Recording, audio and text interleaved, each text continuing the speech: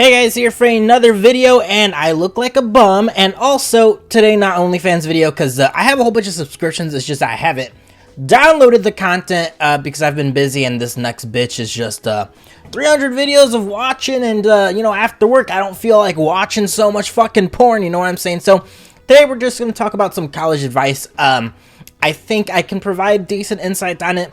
One, I obviously went to college. Two, I've obviously worked in college in both like the academia field and also the business administration, finance, accounting side of it. So I do know a couple things. I think I'm qualified enough to give you guys some tips and tricks, and maybe if it's worth it or not. And obviously you guys can decide, because a lot of my viewers seem to be in the 18 to 24 age range, which some people are like 24, people who go to college 24.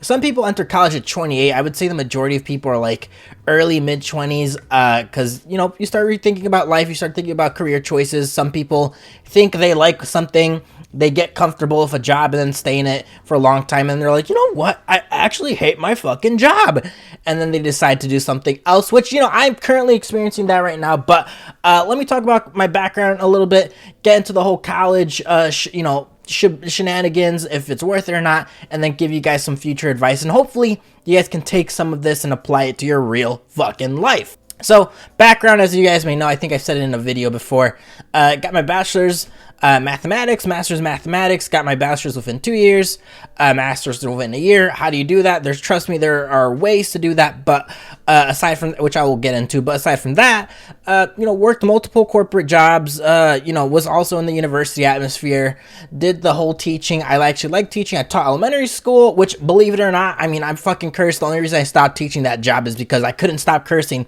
I'd be like, all right, here's this fucking number, here's how you do this bullshit. And one of the kids said like fuck to his mom, or fucking, when he was explaining something, and I'm like, well, that's not good. The mom was curious where he learned that, and I'm just like, well, I don't know, but I had to quit that job. I actually kind of enjoyed it, but you can only teach 2 + 2 for so long before you start getting bored of a job. Even if you get paid a shit ton of money, you start questioning your life. You're like, damn, I'm getting $60 an hour to teach kids. Sure, maybe 4 or 5 hours a day, but you're making stupid money. But again, you have to put that mask on. You have to be nurturing. Again, I'm a fucking dude. I treat students like my bros, and I'm kind of like the quote unquote cool teacher, right? I just treat everyone like my buddy, my bro, my friend, which you're not supposed to do, which does create some problems, aka me cursing. And I also taught high school. I taught high school at a high-risk school, for those who don't know. Depending on where you live, I think it's usually more common of big cities, charter schools.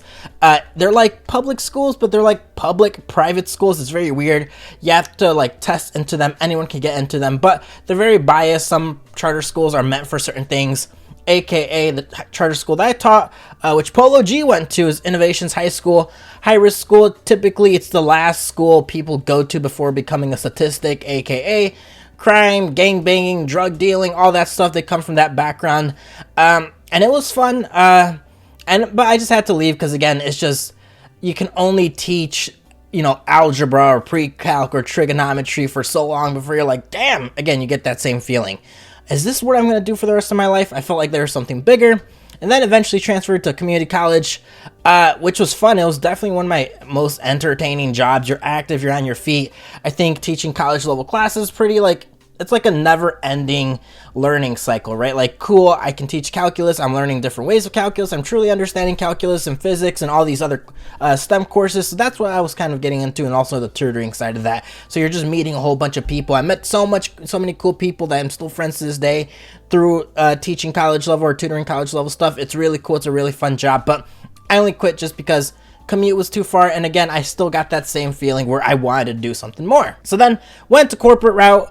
Awesome. It was kind of fun, but I'm the type of person, I just get bored so quickly. Like, let's say I enter X job, I'm making 60,000. Cool, I've mastered the job in 5 months. I know I can do better. Am I gonna get better? Am I gonna get promoted? Is there room for growth?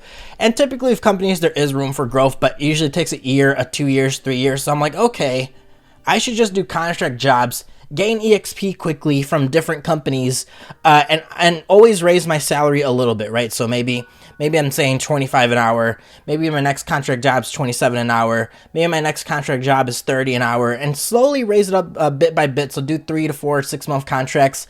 Again, I definitely think that's the best way to do it, because one, put you in an atmosphere where you're just thrown into the fucking wolves. Obviously, with contract work, it's sort of like consulting work, right? There isn't like a whole training process. The onboarding process isn't typically like friendly. It's like, here's this project. Can you do it? Yes or no? Thrown into the wolves.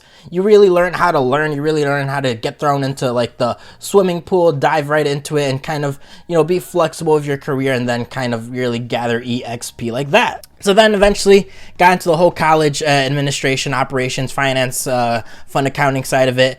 And you do learn a lot of things, and there's so many things and benefits. They're obviously college is good, but there's so many other side college things to do before you can get into college. I definitely think boot camps are worth it. I definitely think getting Google certified is worth it. I definitely think apprenticeships programs are worth it, which I'm going to get into later. But these are all options outside of college, which are cheaper and typically will land you jobs a lot quicker, to be honest, with higher pay than just getting your degree in mathematics or physics, because obviously you don't really have any experience. Now that you guys know a little bit about my background, I'm going to talk about more of the college side. So first of all, is college worth it? It really depends what you want to get out of it. I was born in the generation where you go to high school, and high school, they kind of brainwash you. I know it sounds bad, to just go into college, just get your STEM degree, and then you'll be happy. And it's like, okay, I really thought that was true. All my friends were getting engineering degrees, going to UIUC, going to UFC, going to top tier schools. And then I was kind of like, okay, I like engineering, let's do that. But it was too, again, I'm going to sound like arrogant as fuck. I don't mean this in any bad way, but it felt too easy. And math, I just wanted to take more math courses. But then eventually you learn after going to college, and most people do 4 years. I did 2 years. I'll explain how I did that. And then you're kind of like, well, I got my degree. I don't really know how to apply any of my classes. I have all this high level knowledge of understanding books and textbook problems, but what type of job is going to give me textbook problems, right? And that's not how the real world is. In fact, in my job that I have right now, which is a pretty good job, I don't really use much of my math degree or my math background. Sure, the logic and problem solving is there. Like I learned how to learn, but you don't really apply much of what you learn in college. But what I did get in college, which was irreplaceable, was some of the connections I made. And you can only make those connections if you really put yourself out there. I'm not saying you have to be in college to do that, but you can go to college, dorms or college classes or college administration buildings, go to the fucking, Google math department, engineering department, University of Chicago, MIT, and typically you can kind of walk in through their offices, talk to some professors, ask questions, don't treat them like a god, treat them because they're humans just like us, and just have a chat with them, see what you can do. And I learned a lot of things about the corporate world, how to get jobs, how to get my resume catered, what to say, who to meet, who to talk to, who to network with, because again, at the end of the day, it is who you know and not so much what you know. Now, in terms of college and how to get done quicker and all the shebang, I think this is the information that I think is going to be pretty helpful for the people watching this video. One, you're probably asking, how did I get my degree in 2 years? So there's a couple things you could do if you're, I'm not saying smart, but if you just know about it, right? Typically, you graduate out of high school, senior year, right? Towards what, like March, April, May. And then you have like 3 months before you start college. Typically, again, not many people do this, but what I like to do is kind of like, okay, I like to prep myself for like hell, dude. I'm gonna stretch my fucking asshole and get ready to get raped because I was so scared of college. All my smarter friends were like intimidated. So again, I was like intimidated by that too. But one of my friends, his name was Mike, shout out to him. He impacted my entire life. I don't know if he knows that, but he took a college class during the summer. He encouraged me to do that. He did bad in calculus, and I thought he was pretty smart, which scared the shit out of me. So I'm like, okay, I'm just gonna learn things by myself, pick up a book, digest it all. So when I do take a course, I can pretty much, it's more of a review than me just being thrown into the wolves. So first, take college courses during the summer. You can probably cram like a good 16 credits of the summer before you actually start college. Do 8-week courses, obviously. Do 4-week courses if you can. If you're really, really prepped up for it and you do have the finances for it, again, I was very, very lucky because my parents were poor enough where I could qualify for grants, and I was quote unquote smart enough Okay, and I'm a minority too. I'm Mexican and Guatemalan, so being a minority that's somewhat smart with low income typically is going to mean free college. Obviously, this is a decade ago. Times have changed with grants and budgeting and all that. But I took as many 4 and 8 week courses from that summer. It was no partying. It was constant stress. But for me, I was determined to get out of college quicker because I just saw how expensive it was. I saw how much money my parents, were making. I kind of started realizing the finances of my parents and how poor they were, and I'm just like, god damn, I really have to do something with my life. And again, this is the time where I thought college was end all be all. So I did, I think I did like 16 credits during that summer, enter college, and I was like, okay, how do I get out of college quicker? And then I saw, again, because I was curious about the whole 4-week, 8-week courses that was also applied within the regular semester. I don't think 4-week courses, from what I remember, existed in the regular semester. They did during the summer. But during the regular semester, you could take 8-week courses. So what I did is I literally took as many 8-week courses possible, because 8-week courses is a quarter, so to say, but college goes by semesters. And I did like basically an entire semester in a quarter. And then the second quarter within that semester, I did, you could say, the second semester. So essentially, you can cram an entire year of college in a semester. You're not going to get much sleep. I'm telling you that right now. It is extremely difficult. It's a lot of work. It's just volume. It's not difficult in the sense of like, oh, wow, this is impossible. I can't put the logic together. It's more like, okay, cool, I have a biology lab to do. I have 2 essays to do. I have this to do. But again, if you're okay with managing 4 to 5 hours of sleep every day, you're gonna be good with it. That's pretty much what I did. I slept on 4 hours of sleep for a good solid 2.5 years. I lost a shit ton of weight because I was just studying. I forget to eat. But again, at the time, I was super determined to finish college as quick as possible. So I did that also second semester within, I guess you could say, I divided 8 weeks. So third quarter, fourth quarter. So again, finished a semester within that. So essentially, you can finish 2 years in a year of college if your college does have 8-week courses and if you're actually willing to put the effort and time to do that. So again, rinse and repeat the second year, finished my first year of college, summer semester, again, did as many 4 and 8-week courses as possible, and then rinse and repeat, and then I finished college pretty quickly. So personally, I think it's a pretty good deal because if you're paying the same amount for like 16 credits to 24 credits, it's like, why not just take as many classes as possible if you can handle it?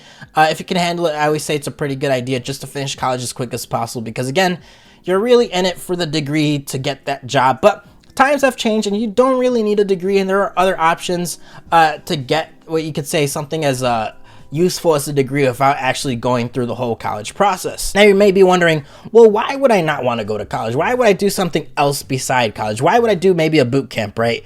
One, obviously, gen eds. I was a math major and I was taking sex and gender studies, African American studies. Like, I know more about black people than black people know about themselves. They're like, what the fuck? What do you mean by that? I kid you not, I got a minor in African American studies because I was just taking all these, again, I was cramming courses as much as possible because I had my elective courses and non-elective courses, so anything that didn't have to do with my major, I just made sure to take the easiest classes possible. Again, volume, I'm trying to get as much volume as possible, not difficulty.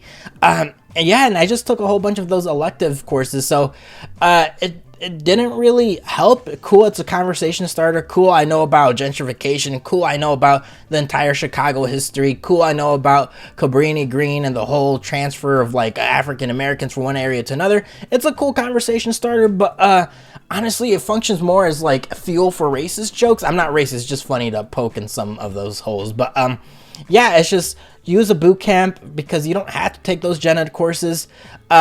I just don't think it really has any relevance. I think if you know what you want, if you know you want coding, if you know you want engineering, if you know you want robotics, if you actually know what you want, it is pretty helpful and a pretty efficient way to finish your, I guess, degree. You could say just go to a boot camp, do an apprenticeship program.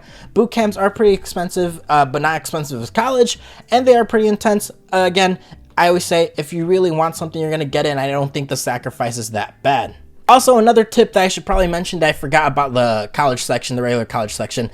Another thing you can do, which again, you don't really know this unless you read the fucking guidebook or your counselor tells you, is that there's a concept in college called pass or fail. What is that?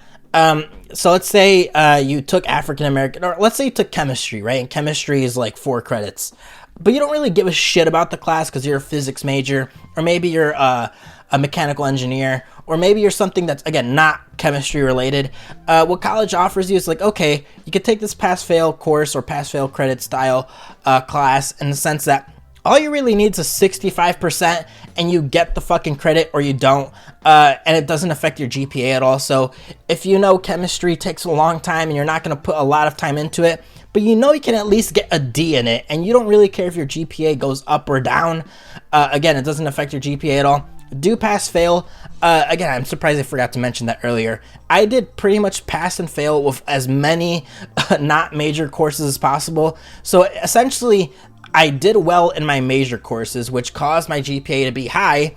And then everything that wasn't my major courses, I was doing pass fail, pass fail, pass fail. So I was getting D's and C's, but again, because of that pass fail system, it never affected my GPA. In your transcript, it doesn't show up as a D or a C, it just shows up as credit, no credit. So that was a lifesaver for me, and that honestly what really made everything more efficient on my end, because I knew to prioritize my math classes. And cool, with chemistry, I would just calculate the curriculum, look at the, I forgot what it's called, rubric, see what's weighted, see what's not weighted, see what's worth the most, and I'd be like, okay, as long as I get a C in the final and I get D's in these projects, I should be fine to get my credit. So again, that is the science I did behind that. Now, the other option from boot camps, there's something called apprenticeships programs. They exist. I think from what I know, there's one called DPI. I think it caters to minorities. I'm not too sure about that. I have to look into it. But essentially the concept is you apply to this program, you take this test. If you do decent in the test and you follow certain X requirements, they typically pay you to study. They pay you to go to school. You do that for 1 or 2 years. It is sort of intense, but again, you're getting like $2,000, $3,000. I'm not even joking. Like it sounds too good to be true, because it is pretty good, but it's not like fucking like, oh, but there's this caveat. Essentially, you're getting paid to study. Essentially, you're getting paid to get results. And essentially, you're getting paid to have a future job. And usually, these apprenticeships programs will land you interviews as soon as you start like showing some progress. They give you like a time limit. It's like 1 or 2 years. But I don't see any con about it. It's usually state funded. You don't really have to pay anything. It is intense in terms of like the course and curriculum. But if you want a STEM job and you want more in the coding route, definitely look into, I guess, DPI apprenticeships programs. I'm pretty sure there's other ones that have the same concept. The whole point of it essentially is state is giving this corporation money, or in this case university money, to train these students, so these students can then generate jobs. So everyone's winning. Students are getting money, the corporations are getting money, and the university is getting money, and the state is essentially funding that. So again, it is not much of a con in the grand scope of things, even though it sounds too good to be true. Overall, last college tips, again, what I would say is college, you're essentially paying for a grade. What do I mean by that? I could walk into Harvard right now. I mean, you've watched Pranksters. I'm pretty sure you guys watch Gideon or Canal Joseph, where they just walk into Harvard or MIT. You can walk into any college. You can walk into any class if there's space available. You can sit down. You can hear Harvard level courses. You can watch Harvard level courses. You can watch MIT math courses. But really what you're paying for is for the grade, right? And I think if for those people who are like, okay, I really want to go to Harvard, I really want to go to U of C, I don't really care about the grade, I just want that learning experience, you can just go there and walk into it, get your learning experience. And if the teacher's cool, which there are some, not everyone, but I'm just saying there are some, and I know this because I did this, I'd walk into a course, because I was already done with college at this time, but I'm like, I really want to take this like PhD level course. I was curious about it. It was a pretty hard differential equations course. It wasn't your normal one. It was very analytical, or not analytical, sorry. It's something amongst the realm of analysis, very heavy proof. But I just talked to the teacher. I just emailed him saying like, hey, I just want to get into your classes or space. I just want to learn. If you can grade my homework, awesome. I don't really care. I just want to learn. And he was pretty open to that. He didn't get mad. He was just like, sure, you can sit in.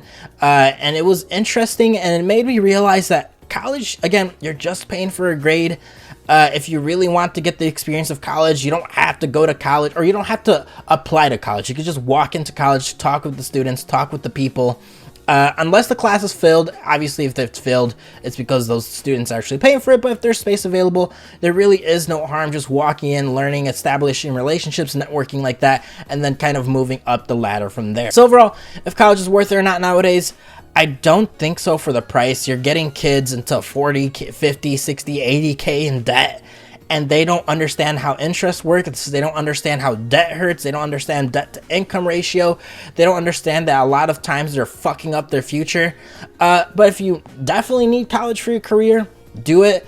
But if you kind of just want to take some courses, like maybe just business administration or whatever, there are definitely better options. There are boot camps available. You can just sit in college courses, build your portfolio, kind of level up by yourself. And I'm a pretty big preacher in terms of like consulting / contract jobs. Typically contracting jobs, you just have to know how to do the job. You don't really need the background, but hey, it does help. But if you're just really good at Excel, you can do a lot of things without a degree. Trust me. You can get into like basic data analyst entry roles with just being good at Excel and not having a college background. And then if you do that as a contractor, you can kind of work your way up. And it's like, cool, I'm building myself up a lot quicker than me spending 4 years going to college. Or maybe you guys do what I did and spend 2 years going to college and then suffering through that. And also the reason I got my master's in 1 year is because I took basically grad level courses in my bachelor's, which you can do. And if you go to the master's program at the same college that you went to get your bachelor's, then the college credits just transfer over. So that's just a little neat life hack. And you know, something you want to do is, again, do I regret it? Not really, because I was very lucky. But if I was in the position of the average person, I probably would have. And I probably would have said, if I'm going to spend 40, 50, 60K on something, I'd rather invest that in a down payment for a cheap house somewhere else in the outside of the country, Airbnb that shit, generate some income from there, and kind of scale it from there and see where I can get it. Because again, college just isn't worth the investment. But hopefully this video gave you guys some insight and hopefully gave you guys some nifty tools. If you guys have any questions, any specific questions, comments below, Instagram in the bio, and I'm definitely open to help out. Because again, I went everything through a high level, but if you guys want me to go more in depth, I can definitely do that. So please hit that like button and please hit that sub button. OnlyFans videos will continue, but occasionally I'll do these videos because I definitely think they provide some value for my viewers, and hopefully I can help you guys out. So please hit that sub button. If not, I will actually kill myself. Later.